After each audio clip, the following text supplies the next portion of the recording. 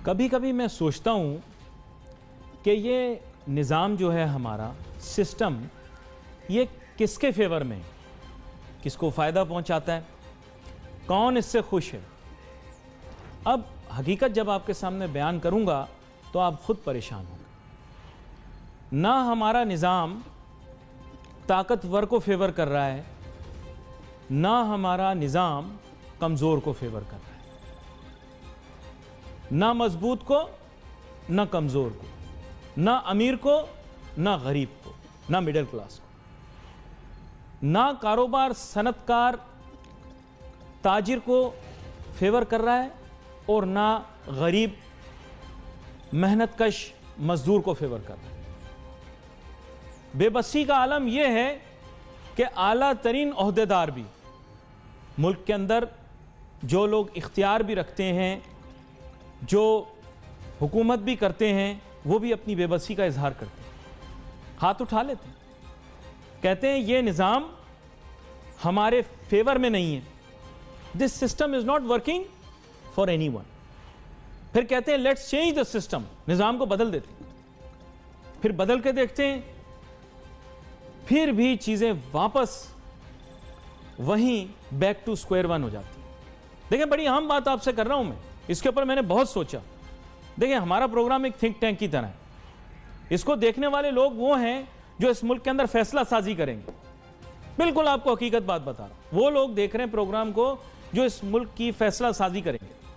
कल क्या होना है, कल क्या करना है, दुनियावी लिहाज से उन्होंने फैसले करने हैं। और आज वो खुद से भी ये सवाल पूछते हैं, मुझसे भी ये सवाल पूछते हैं, आपसे भी ये सवाल पूछते हैं कि आखिर what is the problem with the system. कभी कभार लोग मुझे कहते हैं ना, ये क्या मसला है इस एंकर के साथ। जब आता है ये बात, ये कहता है कि नहीं हो सकता, नहीं कर सकते। अरे भाई, मैं ये नहीं कह रहा, आपके मुल्क के अंदर अहले इक्तदार भी यही बात करते हैं। आप उनसे कहते हैं यार बिजली दे दें, वो कहते हैं सॉरी, निजाम के अंदर जितनी बिजली है उतनी आपको दे सकते हैं। यही जवाब होता है, यही जवाब होता है। गलत बोल रहा हूं? गैस दे दें जी, गैस कम हो रही है जी, गैस जितनी निजाम में आएगी उतनी ही हम आपको दे सकते हैं। फिर निजाम की बात की जाती है जी। पानी दे दें, पानी जितना अब हमारे पास निजाम में है उतना ही आपको दे सकते हैं। ये निजाम है क्या भाई? हमें बताओ ना, हमें समझाओ ये निजाम क्या है। बिजली, गैस, पानी, ये तीन तो बुनियादी चीजें हैं, इनका भी अपना अपना निजाम है। आवे का आवा बिगड़ा हुआ है। कोई चीज आप किसी चीज को हाथ लगा लें, कहते हैं साहब आटा खत्म हो गया मुल्क के अंदर, या आटा कम हो गया। मैं नहीं कहता खत्म हो गया, कहते हैं आटा कम हो गया। आटा नहीं है लोगों के पास। मैं अभी दोबारा से मेन इशू की तरफ आऊंगा, लेकिन वसाइल के बारे में हम बात कर रहे हैं। तो भाई आटा खत्म हो गया तो फिर क्या करेंगे जी? वो निजाम हमारा सही नहीं है। अच्छा, माफियाज ने निजाम को अपने गिरफ्त में ले लिया। माफियाज चीनी नहीं है, चीनी कम हो गई, चीनी खत्म हो गई, कीमतें बढ़ गई। क्या मसला है जी? वो जी निजाम को माफियाज ने अपनी गिरफ्त में लिया हुआ है।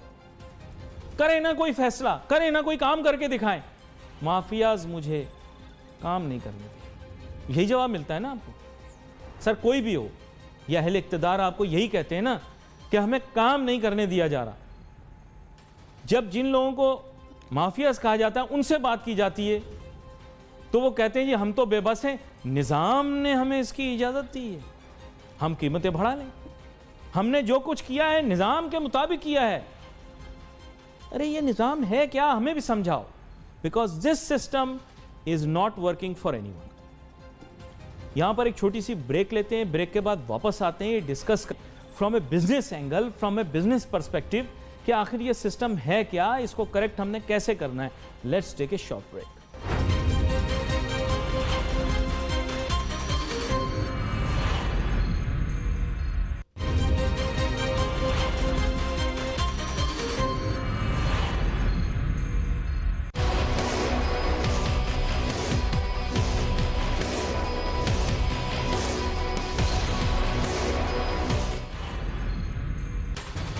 तो हर जगह चर्चा है निज़ाम का, और चाहे गैस की बात हो, बिजली की बात हो, पानी की बात हो, हर जगह बात आके रुक जाती है निज़ाम।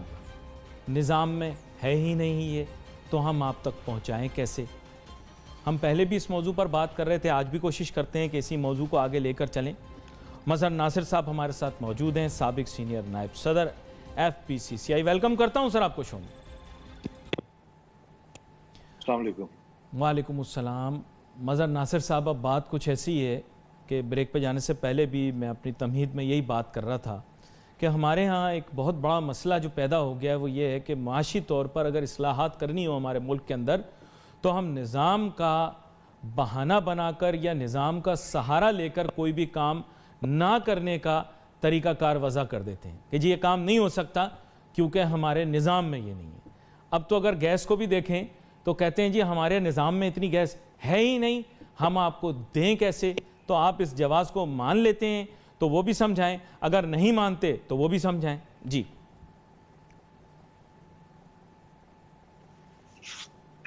देखिए, मेरा हमेशा से मानना है कि कोई भी काम अगर आप करना चाहें तो उसके लिए आपको दो चीजें दरकार होती हैं, विलिंगनेस टू डू समथिंग या ability to do something. Right. हमने तज्ज़िया इस बात पे करना है कि क्या हुकूमत वक्त या पॉलिटिकल पार्टीज के पास वो विल है कि आप इस मसले को हल करना चाहते हैं, या आपके पास एबिलिटी है कि आप इस मसले को हल कर सकें। अगर इन दोनों में से कोई एक चीज नहीं होगी तो आप मसला हल नहीं कर सकेंगे। हम इस जगह आके फंस गए हैं कि हम पॉलिटिकल इश्यूज के अंदर आके फंस गए हैं। हमारे पास एबिलिटी है कि हम इस मसले को हल कर सकें, लेकिन मैं समझता हूँ वो विलिंगनेस पूरी नहीं है कि हम इस मसले को 100% फ्यूचर के लिए सॉल्व कर लें। हमारे पास पॉलिटिकल इश्यूज हैं, चाहे वो सिंध बलूचिस्तान के हों, या हमारे पास पॉलिटिकल इश्यूज हैं चाहे वो पंजाब से रिलेटेड हों। हम गरीब आदमी की बात तो ज़रूर करते हैं, लेकिन मैं सोचता हूं और मैं समझना चाहता हूं कि हम गरीब आदमी की बात करते हुए उसको क्या एडवांटेज दे रहे हैं। हमारे पास प्राइम मिनिस्टर ऑफ पाकिस्तान मौजूद हैं और वो हमेशा हर मीटिंग में जो बात करते हैं वो ये है कि मैं बिजनेस पॉइंट ऑफ व्यू से इस वक्त बात कर रहा हूँ कि मुल्क के अंदर इंडस्ट्रियलाइजेशन होनी चाहिए। अगर मुल्क में इंडस्ट्रियलाइजेशन होगी तो एम्प्लॉयमेंट जनरेट होगी, और एम्प्लॉयमेंट जनरेट होगी तो रेवेन्यू जनरेट होगा और टैक्सेस मिलेंगे और मुल्क और कौम की खिदमत होगी। मैं इस बात से 100% एग्री करता हूँ। लेकिन इस मुल्क के अंदर आज भी इंडस्ट्री अगर आप लेते हैं तो उसको पूरी तरह गैस नहीं दी जा रही। इस मुल्क के अंदर अगर आपका जखीरा गैस कम हो चुका है तो आप उसको ज़ाया कर रहे हैं गाड़ियों में CNG को सस्ता करके देने के अंदर, बजाय इसके कि आप उस एक्सपोर्ट इंडस्ट्री को वो गैस दें जिससे ज़रा मुबादला आपका बढ़ सके, या उस इंडस्ट्री को आप गैस दें जिससे आपकी $50 बिलियन ऑफ इंपोर्ट जो है वो रिड्यूस हो सके और हम मुल्क में कंपेटिटिव हो सके। तो हमने अपने आप को ठीक इस तरह करना है सबसे पहले कि आप तज्जिया कर लें कि प्रायोरिटी क्या है। अच्छा, नहीं मज़हर साहब, मैं अब आपके सामने बड़ा इंटरेस्टिंग आर्गूमेंट रखता हूँ। गैस है, मैं आपके सामने एक इंटरेस्टिंग आर्गूमेंट रखता हूँ, आप उस पर अपना तज्जिया दीजिएगा। मैं इंटरेस्टिंग आर्गूमेंट आपके सामने रखता हूँ in favour of those who believe के जी सब्स्टिट्यूट फ्यूल के तौर पर हमें CNG यूज करना चाहिए। ठीक है, मैं आपके सामने रखता हूँ, आप फिर उसको जो है वो एज अ क्रिटिक उसके सामने कोई ना कोई आप चीज़ पेश कीजिएगा। देखिए, गवर्नमेंट ने 90s में ये फैसला किया कि वो इंडिजिनसली हाइड्रोकार्बन्स को यूटिलाइज करेगी in order to substitute expensive petroleum और petroleum products being imported from other countries. Indigenously हमारे पास नेचुरल गैस मौजूद थी, हमने कहा हम इस नेचुरल गैस को जैसे और ममालिक के अंदर CNG को कार के फ्यूल के तौर पर इस्तेमाल किया जाता है, एक्सपेरिमेंटली शुरू में से थोड़ा अप्लाई करके देखते हैं, एग्जीक्यूट करके देखते हैं, और फिर बाद में इसे फुल फ्लेजेड तौर पर as a substitute to reducing our imports. अब याद रखें, import reduction, and please keep in mind that petroleum products are the largest chunk of our imports. ठीक है जी, मैं एक आपके सामने उनका मौक़िफ़ पेश कर रहा हूं। उन्होंने कहा हम इसको सब्स्टिट्यूट कर देंगे। अब इवेंचुअली होता ही है कि पाकिस्तान की इंडिजिनस गैस जो है वो शॉर्ट हो जाती है, और again due to poor planning, short sightedness as I would like to say it, अब हम एक और क्राइसिस में रन कर जाते हैं। तो this is a systemic problem, it's a systemic problem. I will repeat my self, it's a systemic problem. We wanted to reduce imports in order to utilize our indigenous hydrocarbons to substitute it in some way. ये मेरी एक राय है, अब आप इसके ऊपर critic पेश करें जी। नहीं, मैं आपसे एग्री नहीं करता। हाँ। उसकी वजह यह है कि कुछ चीजें अगर आपको इंपोर्ट करनी है तो एक चीज कहलाती है अपॉर्चुनिटी। तो opportunity to import sometimes is better for you, और this is the economic development countries के अंदर इस तरह ही होता है कि जो चीज जहां बेहतर बन रही है या सस्ती पड़ती है इकोनॉमिकली, उसको आप इंपोर्ट करते हैं। अगर आप अपनी गैस को बचाना चाह रहे थे तो आप उस गैस को इंडस्ट्री में इस्तेमाल करते और उस इंडस्ट्री से आप एक्सपोर्ट की इंडस्ट्री के अंदर आते, जिससे आपको ज़र मुबादला मिलता। लोगों को अगर पैसे मिलते, लोग एम्प्लॉयमेंट जनरेशन होती, तो उसके साथ उनकी स्टैंडर्ड ऑफ लिविंग भी बढ़ती। वो उस पैसों के साथ अपनी गाड़ी में पेट्रोल डाल सकते थे। ये आपके पास दूसरा ऑप्शन एलपीजी एलएनजी का मौजूद था। अपनी कंप्रेस्ड नेचुरल गैस को, जो आपके पास लिमिटेड रिसोर्स है, मैं ये समझता हूं कि उसको गाड़ियों में डालना जुल्म है पाकिस्तान के साथ। ये जानी चाहिए किसी भी किस्म की इंडस्ट्री के अंदर जिससे आपका एक्सपोर्ट्स बढ़े, इंपोर्ट सब्स्टिट्यूशन हो आपकी। ये मेरा व्यू है जी। बिल्कुल, ये आपका व्यू है और दलाइल आपके मजबूत हैं। हर दुनिया के हर मुल्क में आप देख लीजिए। देखिए, दूसरी बात यह कि पाकिस्तान और ईरान वो वाहिद मुल्क हैं जिसके अंदर पाइपलाइंस बिछी हुई है दुनिया के अंदर। वरना आप कोई भी मुल्क ले लें, अमेरिका, यूरोप ले लें, वहां पे जहां पे डोमेस्टिक गैस होती है वहां पे उनके सिलेंडर्स होते हैं एलपीजी के, गैसेस के, तो आपके लाइन लॉसेज भी नहीं होते। हम वो वाहिद मुल्क हैं ईरान के अलावा जो ये फैसिलिटी घर घर पहुंचा के दे रहे हैं। ठीक है, जो इस फैसिलिटी दे रहे थे वो दे रहे हैं, वो अपनी जगह है, और आज आप पॉलिटिकली उसको हट नहीं सकते। लेकिन आप एम्फसाइज कर सकते हैं कि ये गैस कहाँ जानी चाहिए। ये भी आपने बड़ी आम बात की है। इस पर एक छोटी सी ब्रेक के बाद हम गुफ्तगू करते हैं कि फिर इसमें भी एक झगड़ा है, क्योंकि एक्सपोर्ट ओरिएंटेड इंडस्ट्रीज तो हैं, पर साथ साथ फर्टिलाइजर का रॉ मटेरियल भी है, तो वहां पर भी एक इशू क्रिएट हुआ है। बहुत सारी इंडस्ट्रीज भी इसके लिए compete कर रही हैं, तो उस पर भी हम बात करेंगे एक छोटी सी ब्रेक के बाद। Let's take a short break.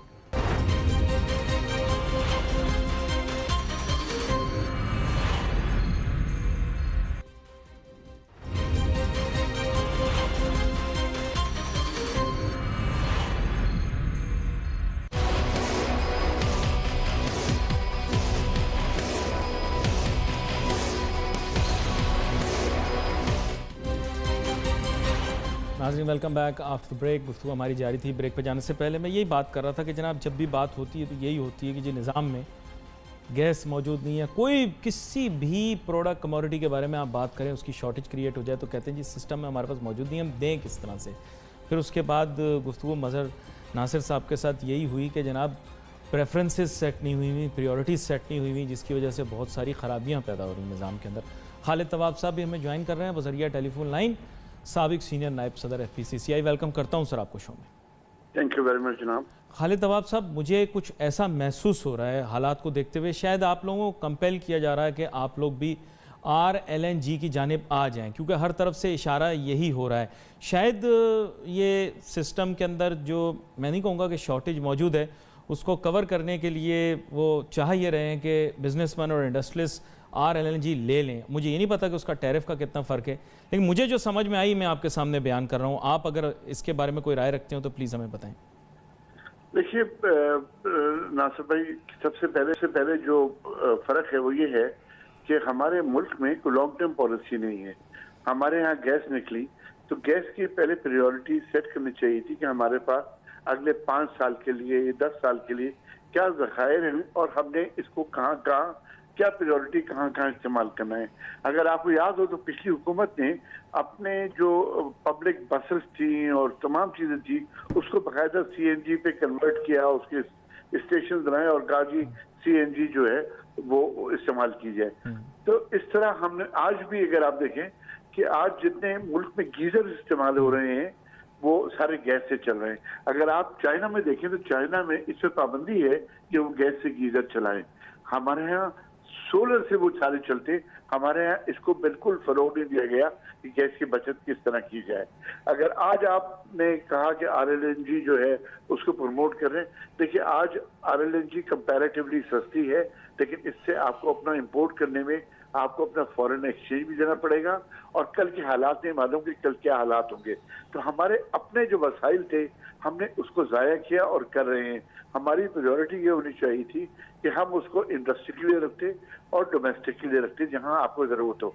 आज भी आप देखिए बहुत सारी जगह ऐसी हैं दूर दराज की जो एरियाज हैं, वहाँ नई गैस लाइनें भी बिछाई जा रही हैं और वहाँ तक गैस पहुँचाई जा रही है। लेकिन जब गैस के ज़खायरे ख़त्म हो जाएंगे तो बाय दैट टाइम क्या हालात होंगे।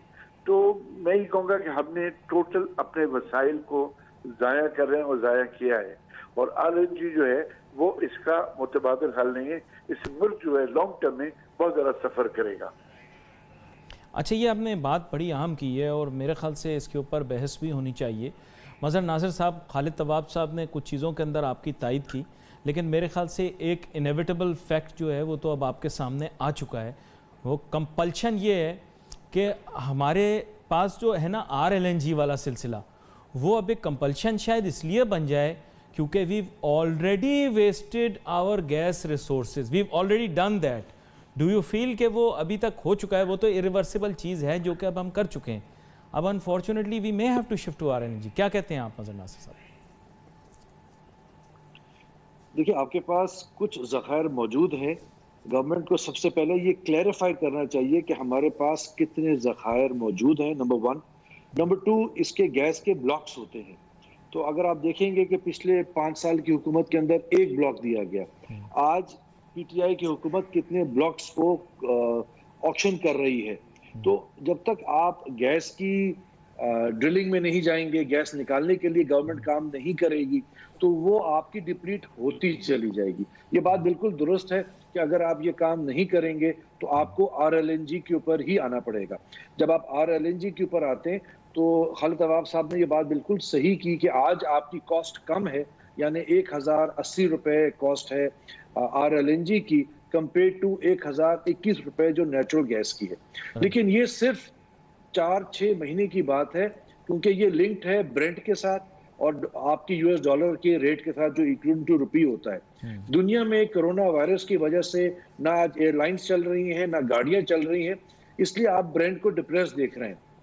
लेकिन आप अगर एक साल का डेटा उठाएंगे तो आप देखेंगे कि RLNG की कॉस्ट एवरेज में 1800 रुपए की थी जब गैस आपकी 1020 रुपए की थी।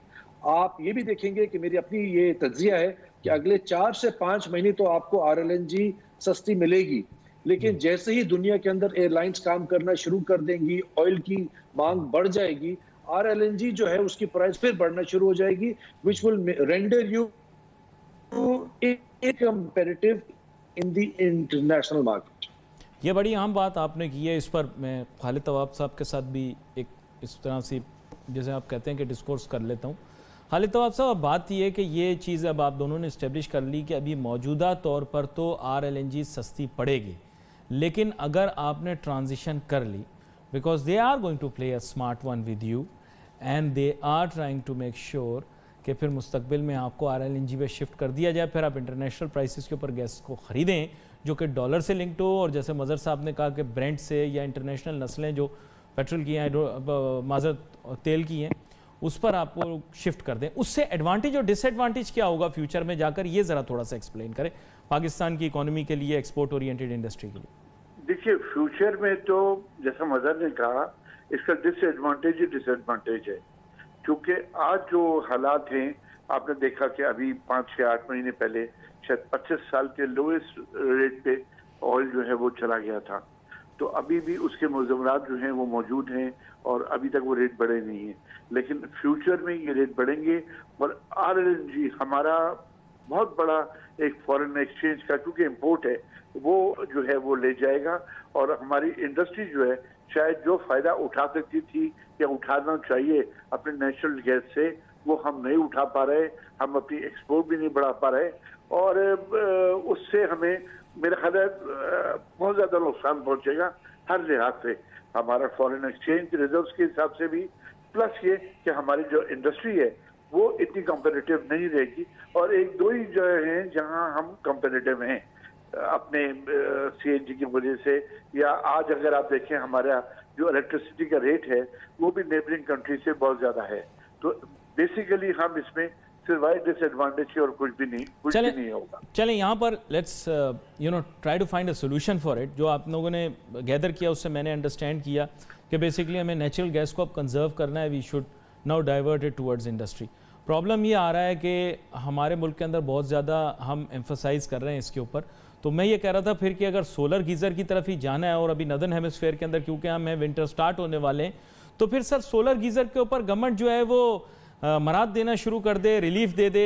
मज़हर साहब कोई मतलब ये है कि कोई जैसे बहुत सारे ममालिक के अंदर मैंने देखा है कि वो कोशिश कर रहे हैं, इनकरेज कर रहे हैं कि सोलर टेक्नोलॉजी जहाँ कहीं रिप्लेस कर सकती है नेचुरल गैस को या फॉसिल फ्यूल को, वहाँ पर फैसिलिटेट करें, कोई अल्टरनेटिव एनर्जी सोर्स हो। क्या कहते हैं आप मज़हर साहब? देखिए, मैंने आपको शुरू में ही कहा था, मैंने आपसे विलिंगनेस और एबिलिटी की बात की थी। एबिलिटी हमारे पास है, हम सब कुछ कर सकते हैं, लेकिन क्या हमारे पास वो विलिंगनेस है?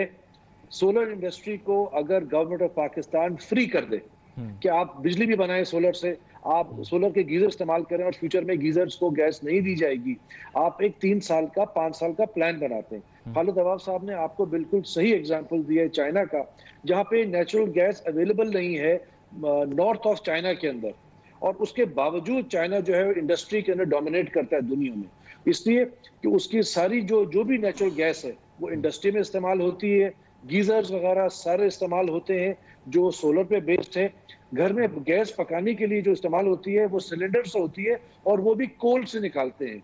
वो कोयले से गैस निकाल के इतनी हीट देते हैं जितनी चूल्हे को जलने के लिए चाहिए, तो वो अपनी हर चीज इस्तेमाल करते हैं। इसके साथ साथ मैं आपको सिर्फ एक बात और ऐड कर दूं कि चाइना के क्योंकि एग्जाम्पल दिया, चाइना के अंदर हर सूबे की अपनी कॉस्ट है गैस की और बिजली की, तो जितना सस्ता वो बना ले और जितना सस्ता वो इंडस्ट्रियलिस्ट को ऑफर करता है, तो इंडस्ट्रियल एक सूबे से दूसरे सूबे चले जाते हैं। हमारे यहाँ वेटेड एवरेज सिस्टम है अभी हाल ही में। जी मज़हर साहब, लेकिन आप उनका एनर्जी मिक्स भी तो देखें ना। उन्होंने जौहरी तवानाई को, पुरअमन जौहरी तवानाई को भरपूर अंदाज में इस्तेमाल करते हुए अपने मुल्क के अंदर जौहरी तवानाई के प्लांट्स भी लगाए हुए हैं। इसके साथ साथ दुनिया का सबसे बड़ा, जहाँ तक मैं अंदाज़ा लगा सकता हूँ, डैम जिसे थ्री गॉर्जेस डैम कहा जाता है, पॉलिटिकल विल जिसकी आप बात कर रहे हैं और एबिलिटी उनमें है। हमें अनफॉर्चुनेटली हाथ जोड़ के आपसे ये कहना चाहूँगा कि हमें शायद ना पॉलिटिकल विल होती है ना एबिलिटी, तो फिर लोग पाकिस्तान में बहुत ज़्यादा बुरा मान जाते हैं जब मैं कहता हूँ कि शायद एबिलिटी भी नहीं है। लेकिन एक छोटी सी ब्रेक लेते हैं, ब्रेक के बाद वापस आते हैं। मैं कहना तो नहीं चाहता कभी, लेकिन फिर मैं मजबूर हो जाता हूँ। जो करने वाले होते हैं वो कर गुजरते हैं, जो नहीं कर सकते वो फिर पाकिस्तान में जैसे आप देखते हैं बहाने ही करते रहते हैं कि साहब ये नहीं हो सका, वो नहीं हो सका, वो होता तो यूँ होता। Let's take a short break.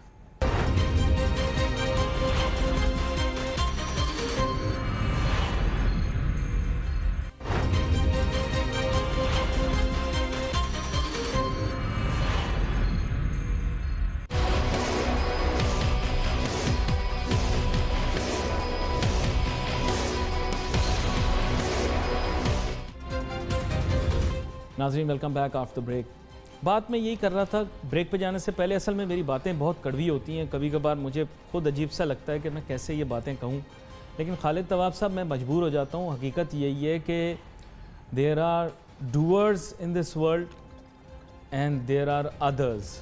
तो अनफॉर्चुनेटली हमारे मुल्क के अंदर जो है ना डूअर्स नहीं है, हम खाली जो है वो ऑन अ गवर्नमेंट लेवल या on a public level, on a larger leadership scale हम लोग कहते रहते हैं हम करेंगे, लेकिन हम कर नहीं पाते। अभी चीन की आप मिसाल लेकर चले सर, चीन ने जो अपना तवानाई का एक रिख्ता सा बनाया हुआ है, मिक्सचर सा बनाया हुआ है, it's very elaborate, it's very diversified. जैसे आप बता रहे थे कि वो लोग कोयले से भी बिजली बना रहे हैं, कोयले से तेल निकालते हैं, उससे भी बिजली बनाते हैं। इसके अलावा कुदरती गैस भी वहाँ पर होगी, ज़ाहिरी बात है, और दीगर और तवानाई के भी वसाइल हैं। इट्स मोस्ट अनफॉर्चुनेट कि हमारे यहाँ हम एक छोटा सा इंडिजिनस रिसोर्स अपना मैनेज नहीं कर पा रहे, इतना ज़्यादा गैस पर हम कंफ्यूज हो गए। Do you think there is a way out?